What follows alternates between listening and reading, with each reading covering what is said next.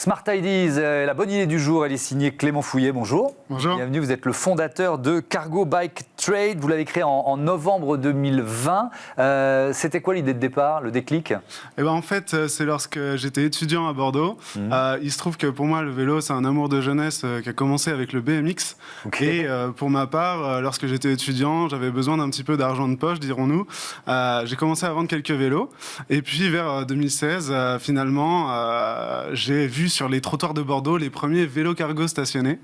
Et à partir de là, j'ai commencé à vouloir m'en procurer pour essayer de les revendre. Il était impossible d'en trouver une plateforme concrètement qui proposait des annonces bien triées, bien filtrées. Donc, ok, c'est une offre qui n'existait pas. Exactement. Donc vous avez dit, allez banco, je crée l'entreprise, quoi, c'est ça ? Tout à fait, voilà. J'ai pas mal cherché sur Le Bon Coin et d'autres plateformes spécialisées dans le vélo. Je voyais pas de catégorie vélo cargo. Ils étaient tous perdus dans vélo de ville, vélo tout chemin, vélo de course. Et finalement, c'était une vraie galère pour trouver... Vous avez eu quoi, l'intuition que ça allait devenir quand même, parce que là on en voit de plus en plus des vélos cargo, donc c'est là-dessus que vous avez parié ? Alors l'intuition, je pense qu'elle a toujours été là. J'ai senti effectivement que j'en voyais de plus en plus dans les rues, et au-delà de ça, c'est une conviction personnelle, je dirais, qu'on peut faire bien plus que simplement se déplacer à vélo. On peut aussi déplacer tout son quotidien avec soi, notamment ses enfants et ses courses, etc. et bien plus. Ouais. Alors comment ça marche ? C'est quoi cette plateforme ? C'est une plateforme d'achat, de location, de vente ? Comment ça marche ? C'est à peu près ça. En fait, c'est une plateforme qui a deux fonctionnalités. On peut déposer une annonce soit pour vendre un cargo, on s'en sert plus, les enfants ont grandi, ce genre de choses, on déménage. Et deuxième fonctionnalité, tout simplement louer son cargo pour ses voisins, pour éventuellement se rembourser son propre cargo, parce que c'est un prix. Voilà, vous pouvez trouver des annonces autour de chez vous, tout simplement. Votre modèle économique, il repose sur quoi ? Sur un pourcentage de la transaction, tout simplement ? Exactement, à terme, c'est ce que j'espère. Pour le moment, il faudra plus de volume, mais voilà, je tends à me faire connaître et j'espère un jour pouvoir prendre des commissions à condition que j'offre une vraie valeur ajoutée lors du dépôt d'annonce. Alors justement, c'est quoi la valeur ajoutée que vous voulez proposer à vos clients ? C'est quoi l'idée ? Aujourd'hui, c'est d'abord une visibilité, parce qu'il faut savoir que vendre un vélo cargo, c'est pas forcément évident. C'est, je dirais même une plaie, ça coûte cher. Les gens n'ont pas vraiment cette culture du cargo.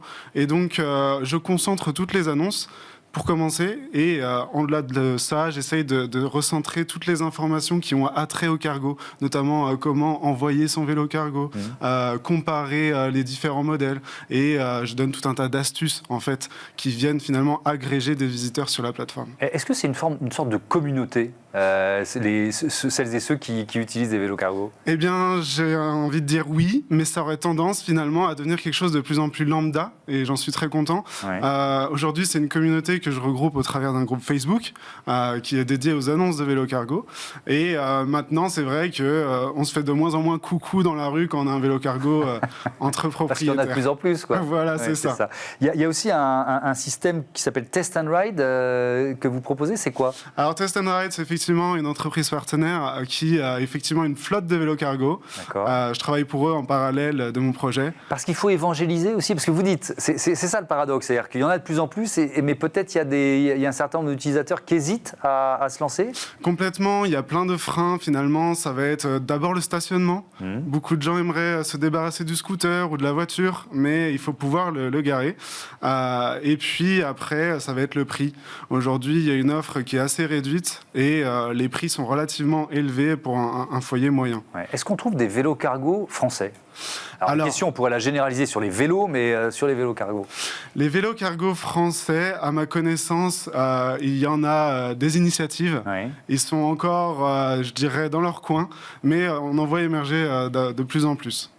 C'est quoi pour vous la suite ? Vous êtes installé à Paris depuis le mois de mai dernier. C'est parce que c'est là qu'il y a le plus de vélos cargo en France ? Exactement, j'étais au Mans juste avant. Et puis, je me suis rapproché de Paris parce que c'est là où il y a la plus grande densité de cargo, c'est là où il y a le plus d'acteurs, et juste pour le plaisir, effectivement, d'être au plus près de l'objet auquel je pense tous les jours finalement. Merci beaucoup Clément Fouillet et bon vent à Cargo Bike Trade. Voilà, c'est la fin de ce numéro de Smart Impact en partenariat avec ProDural. Je vous dis à très vite sur les antennes de Bismart et je voudrais remercier Alix Nguyen à la programmation et à la production, la réalisatrice Alice Pitavi et au son Thibaut Goury-Lafont. Merci à toutes et à tous de votre fidélité à la chaîne des audacieuses et des audacieux. Salut!